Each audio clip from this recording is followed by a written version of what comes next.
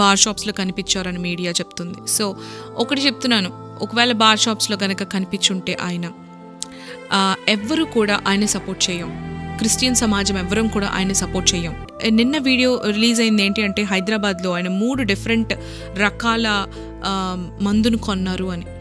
So అసలు I was literally surprised. ఎందుకంటే దేవుని సేవకులు, దేవుని కొరకు బ్రతికిన వాళ్ళు ఎవ్వరూ కూడా మందు తాగరు. ఎందుకంటే మందు తాగే వాళ్ళని కూడా మాలాంటి వాళ్ళు ఫాలో అవ్వరు. కానీ ఒకవేళ కనుక ఆయనకి సీక్రెట్గానే మందు అలవాటు ఉంది అనుకుందాం, లెట్స్ సే, ఓకే, అలాంటి అలవాటు ఉంటే ఫర్ ద పాస్ట్ 1 year 2 yearsలో ఆయన ఎప్పుడు మందు తాగలేదా? లైక్ అట్లీస్ట్ అప్పుడప్పుడు తాగే వ్యక్తికైనా కనీసం ఒక 20-30 సార్లన్నా తాగుంటారు కదా ఫర్ ద పాస్ట్ 1 year 2 yearsలో.